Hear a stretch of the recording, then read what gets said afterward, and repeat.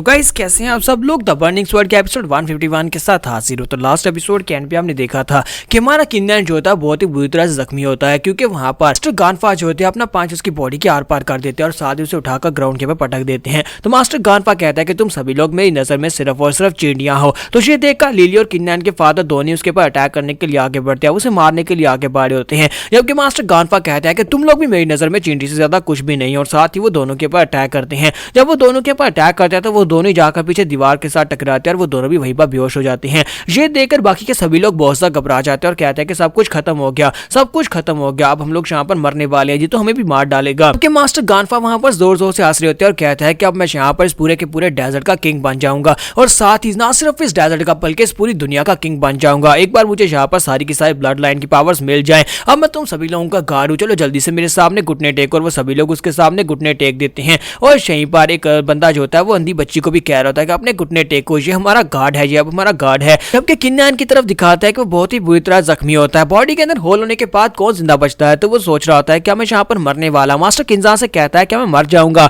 Master किन्जान उसे कहता है कि लड़के अब तुम यहाँ पर वाकई में मरने वाले हो, क्योंकि हर बार यहाँ पर तुम बच नहीं सकते, लेकिन तुम्हारे पास अभी भी एक रास्ता है, तुम यहाँ पर से बच सकते हो। क्योंकि हमारी जो ब्लड लाइन की पावर है, ये जो शूरा ब्लड लाइन है, ये हमेशा उस वक्त बहुत ज्यादा एक्टिव हो जाती है जब हम लोग मौत के बहुत ज्यादा करीब होते हैं, और मरने से बचाने के लिए ये तुम्हें कुछ भी करेगी। अब तुम्हें यहाँ पर हिम्मत करनी होगी, अगर तुम यहाँ पर हिम्मत हार दोगे तो फिर तुम यहाँ पर नहीं उठ पाओगे, अगर तुम हिम्मत हार दोगे तो फिर तुम मर जाओगे। किन्नन की हालत बहुत ज्यादा खराब होती है। किन्नन कहता है लेकिन मुझे ऐसा लगता है कि मैं मरने वाला हूँ, मेरे अंदर हिम्मत नहीं है, मैं कैसे उठूं। और दूसरी तरफ उसके फादर को दिखाते हैं कि फादर अपने बेटे की तरफ देखते हैं, वो उठते हैं और कहता है कि बेटा तुम ऐसे नहीं मर सकते, किन्नन तुम्हें यहाँ पर जिंदा रहना होगा, तुम्हें उठना होगा। और फादर यहाँ पर फिर से आगे की तरफ बढ़ते हैं, वो लुढ़कते हुए सीधे गानफा के पास पहुंच जाते हैं। वहां पर उठने के बाद गानफा के मुंह पर एक पंच मारते हैं। जैसे ही उसे एक पंच मारते हैं, गानफा उस पंच को अवॉइड कर लेता है, और इसी के साथ ही मास्टर किनजीवी से दोबारा पंच मारने के लिए आगे बढ़ते हैं। जब उसे दोबारा पंच मारते हैं तो गानफा उसका हाथ पकड़ लेता है और उसे कहता है तुम कुछ ज्यादा ही शोर मचा रहे हो, और साथ ही वो उसके बाजू को तोड़ देता है। उसके बाजू के अंदर सारी हड्डियां टूट जाती हैं और मास्टर किनजीवी वहां पर जोर जोर से चिल्लाना शुरू कर देते हैं।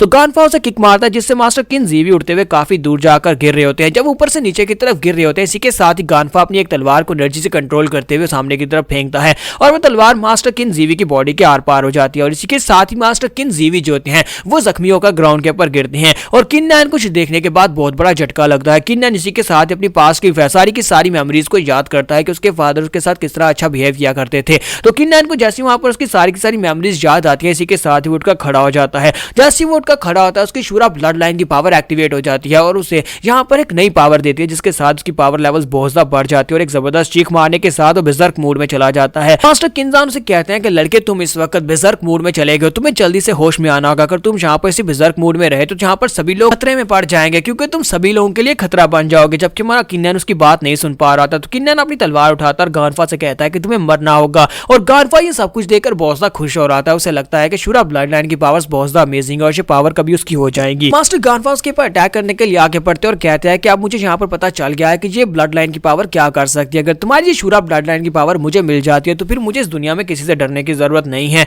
और जैसे वो किन्नन के करीब पहुंचता है, अपनी तलवार के साथ उसके ऊपर अटैक करते हैं। किन्नन अपने एक हाथ के साथ उसके अटैक को ब्लॉक कर सकता है, और फिर साथ ही वो अपनी तलवार को घुमाकर उसे पीछे की तरफ गिरा देता है। तो किन्नन यहाँ पर बिल्कुल एक बेजर्क जानवर की तरह उसके ऊपर अटैक कर रहा था, और वह बार बार अपनी तलवार को घुमाकर उसके ऊपर अटैक करता है, बार बार उसके ऊपर अटैक किया जा रहा होता है। मास्टर गानफा को महसूस हो जाता है कि यहाँ पर पागलों की तरह अटैक किया जा रहा है, बिल्कुल एक पागल मॉन्स्टर की तरह। तो मास्टर गानफा कहते हैं कि ये किस किस्म की पावर्स है, मुझे समझ नहीं आ रही कि ये कैसे मेरे पर अटैक कर रहा है। तो लास्ट सीन के ऊपर हमारा किन्नन जो होता है अपनी बर्निंग स्वॉर्ड के साथ मास्टर गानफा की तलवार को तोड़ देता है। उसकी तलवार टूटने के साथ ही मास्टर गानफा भी जख्मी होते हैं। वो चिल्लाकर उसे कहता है कि लड़के अब मैं तुम्हें नहीं छोड़ूंगा, मैं तुम्हें मार डालूंगा। और साथ ही वो फिर से अपनी एनर्जी को रिलीज करते हुए उसके ऊपर अटैक करना स्टार्ट करते हैं। तो हमारा किन्नन वहां पर सामने से हट जाता है, तो उनका पंच दीवार में पड़ता है, वहां पर एक बहुत बड़ा खोल हो जाता है। फिर साथ ही मास्टर गानफा फिर से उसकी तरफ आगे बढ़ते और कहते हैं कि तुम कहां पर जाओगे, आज यहीं पर इसी डेजर्ट के अंदर तुम्हारी कब्र बनाऊंगा, तुम यहीं पर मरने वाले हो। और जाकर किन्नन के मुंह के ऊपर पंच मारते हैं। वो पंच सीधा उसके मुंह पर पड़ता है, लेकिन इसके बावजूद किन्नन को वहां पर फर्क भी नहीं पड़ता, क्योंकि उसकी पावर लेवल इस वक्त बहुत ज्यादा बढ़ चुकी है। मास्टर किन्जान भी बाहर निकलते हैं और किन्नन से कहते हैं लड़के मैंने तुम्हें कहा कि रुक जाओ, अगर तुम इसी तरह करते रहे तो तुम्हारे दिमाग के अंदर बहुत ज्यादा नफरत भर जाएगी, और उसके बाद तुम अच्छे लोगों और बुरे लोगों में फर्क नहीं कर पाओगे, तुम सभी को मार डालोगे। किन्नन फिर से उनकी बात नहीं सुनता, और किन्नन जो था अपनी तलवार लेकर फिर से गानफा के ऊपर अटैक करने के लिए आगे बढ़ता है। वो वहां पर चिल्ला रहा होता है, साथ ही अटैक किए जा रहा होता है। तो मास्टर किन्जान कहता है कि इस लड़के के अटैक्स पहले से ज्यादा फास्टर होते जा रहे हैं, जैसे कि ये पूरी तरह से बिजर्क मूड में चला गया है। बिजर्क मूड में पूरी तरह से चला गया तो बाहर नहीं निकल पाएगा। मास्टर गानफा से कहता है कि तुम्हारे अटैक्स मुझे हर्ट नहीं कर सकते, क्योंकि उसे पता होता है कि यहाँ पर इस तरह पागलू की तरह तलवार चला रहा है, तो इसके साथ वो उसे हिट नहीं कर पा रहा होता। किन्नन वहाँ पर जोर जोर चला रहा होता है और इसी के साथ ही मास्टर गानफा जो होते हैं बहुत सारी हिट्स लगने के बाद उसकी बॉडी के ऊपर काफी सारे कट्स लगते हैं और वहीं पर वो नीचे बैठ जाता है। तो किन्नन तलवार सामने करता है और कहता है कि अब तुम्हें मरना होगा। मास्टर गानफा उसे कहता है कि क्या तुम्हें वाकई में लगा कि तुम इस फाइट को जीत चुके हो? क्या तुम्हें लगता है कि तुम यहाँ पर इस फाइट को जीत सकते थे, वो भी इतनी आसानी के साथ? मैं यहाँ पर जानबूझकर बैठा हूँ। और साथ ही वो ऊपर की तरफ उठते हैं और किन्नन को धक्का दे देते हैं। जब वो किन्नन को धक्का देते हैं तो किन्नन वहां पर से नीचे की तरफ गिर जाता है, क्योंकि वो क्लिफ के दहाने पर खड़े होते हैं जहां पर नीचे ब्लैक केव होती है। किन्नन ऊपर से नीचे की तरफ गिर रहा होता है, जबकि मास्टर गानफा ऊपर खड़े बोझदा हंस रहे होते हैं और कहते हैं कि अब मैं यहाँ पर इस डेजर्ट का किंग तो बनूंगा और साथ ही पूरी दुनिया का किंग भी बनूंगा। एक बार तुम नीचे गिरकर मर जाओ, तुम्हारे मरने के बाद मैं अपने लोगों को नीचे बेचूंगा ताकि वो तुम्हारी ब्लड लाइन की पावर को निकाल कर ला सके। मास्टर गानफा ऊपर खड़े बोझदा खुश हो रहे होते हैं कि वो बच गए और किन्नन मर जाएगा, जबकि हमारा किन्नन नीचे गिरते गिरते अपनी तलवार बर्निंग स्वॉर्ड को ऊपर की तरफ फेंकता है।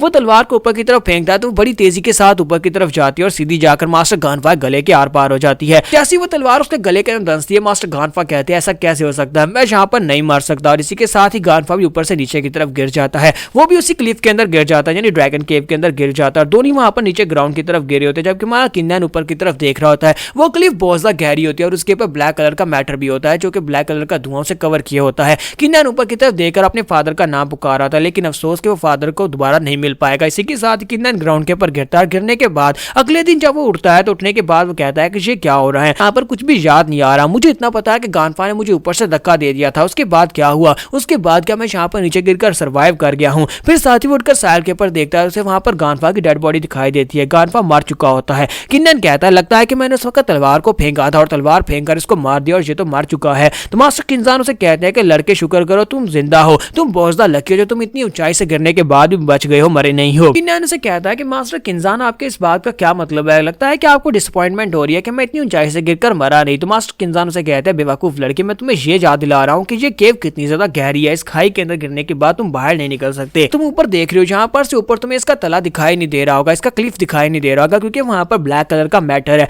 और इसने पूरे स्काई को यहाँ पर कवर किया हुआ है। क्या तुम ऊपर जाकर चेक करके आओगे? तुम्हारा किन्नन कहता है मैं अभी चेक करके आता हूँ। किन्नन बड़ी तेजी के साथ ऊपर की तरफ उड़ता हुआ जाता है। जैसे वो ब्लैक मैटर में पहुंचता है तो उसी के साथ इसके अंदर से ठंडर निकलती है और ठंडर किन्नन के ऊपर पड़ती है, जिससे उसे झटका लगता है और फिर से ग्राउंड के ऊपर आकर गिर जाता है। तो किन्नन कहता है कि यहाँ पर आपको ये जो डार्क क्लाउड की थिक लेयर दिखाई दे रही है, इसके अंदर तो बहुत ही पावरफुल ठंडर लाइटनिंग है, लगता नहीं है कि मुझे यहाँ से बाहर निकलने देगी। मैं यहाँ पर से बाहर निकलने की कोशिश करूंगा तो मेरे ऊपर ठंडर गिरेगी। मास्टर किन्जान उसे कहते हैं कि तुम्हें यहाँ पर जो ब्लैक क्लाउड दिखाई दे रहे हैं, मुझे लगता है ये एक नेचुरल बैरियर की तरह है। एक बार तुम इस केव के अंदर गिर गए तो अगर तुम्हारे पास यहाँ पर डिवाइन राम की पीक की पावर नहीं है तब तक तुम यहाँ से बाहर नहीं निकल पाओगे, तुम्हें यहाँ पर पीक की पावर्स को हासिल करना पड़ेगा। किन्नन कहता है लेकिन मुझे अपने फादर के लिए यहाँ से वापस जाना है। तो मास्टर किन्जान उसे कहते हैं नहीं बच्चे, तुम्हारे फादर मर चुके हैं, तुम वहां पर जाकर क्या करोगे? वैसे भी जब तक तुम्हारी कल्टिवेशन डिवाइन राम की पीक पर नहीं पहुंच जाती तब तक तुम यहाँ से बाहर नहीं निकल सकते। तो यहाँ पर हम लोग अपनी एपिसोड 151 का एंड करेंगे। नेक्स्ट एपिसोड में देखेंगे कि हमारा किन्नन आके क्या करेगा, वो कैसे यहाँ पर से बाहर निकल पाएगा। एपिसोड की एक्सप्लेनेशन अच्छी लगी हो तो कमेंट करके जरूर बताइएगा।